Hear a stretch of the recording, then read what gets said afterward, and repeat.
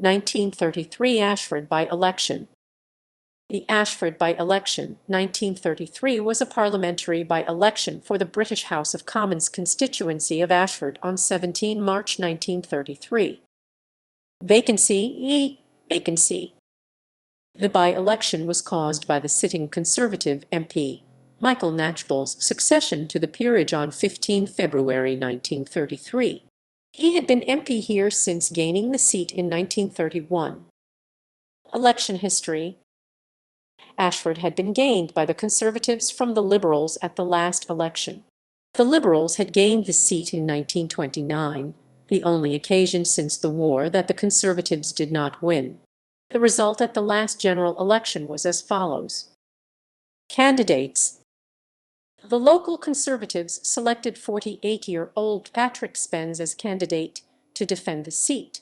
He served in the First World War as an adjutant in the 5th Battalion of the Queen's Royal Regiment. After the war, Spens started practicing as a lawyer and became a King's Counsel KC in 1925.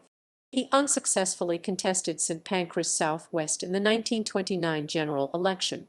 The Liberals selected 52-year-old Wesleyan minister and former MP for the seat, Reverend Roderick Kedward, as candidate. During the First World War, Kedward served in Egypt and France. He was invalided out of the army in October 1916 with trench fever, but served as president of ex-servicemen's associations after the war. He unsuccessfully contested the Kingston-upon-Hull Central constituency at the 1918 general election. He stood in Bermondsey West at the 1922 general election. At the next election in 1923, he was elected as the Bermondsey West Member of Parliament, but was defeated at the 1924 general election. Transferring his political allegiance to his original home area, Kedward stood at the 1929 general election for Ashford in Kent. He won a remarkable victory with a swing of over 20% from the Tories to the Liberals. During this time, Kedward was strongly associated with the National Tithe Payers Association, a group which campaigned against the collection of tithes by the Church of England, mainly for the upkeep of the clergy, and which was unevenly levied across the country, hitting some areas harder than others. In 1931, having sided with the Simonite faction in the Liberal Party, Kedward fought Ashford as a Liberal national but was defeated, as the local Conservatives refused to endorse his candidacy, seeing him as too radical and disliking his overt nonconformism anti-tithe stance.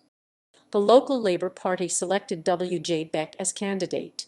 Labour had not contested the seat in 1931, and in 1929 their candidate had finished a poor third. Main issues and campaign. Polling day was set for 17 March 1933. At this point, the leading Liberal ministers had all resigned from government office. However, they remained supporters of the national government and sat on the government benches. Many in the Liberal Party outside Parliament felt that the Liberals should now sit on the opposition benches. Only 4 Liberals, including David Lloyd George, had been elected in 1931 and gone into opposition. In February 1932, a 5th Liberal MP, Harry Nathan, had also moved into opposition. Roderick Kedward, the Liberal candidate, declared that he was contesting the election as a candidate opposed to the national government. This allowed Kedward the freedom to criticize the government on a wide range of issues during the campaign. However, his stance highlighted the awkward position of the Liberals in Parliament. Result: despite a small swing against the national government, the Conservative managed to hold on to the seat because the Labour intervention split the anti-Tory vote. Aftermath: the Liberal Party formally moved into opposition to the national government in November 1933. Spens was re-elected in 1935.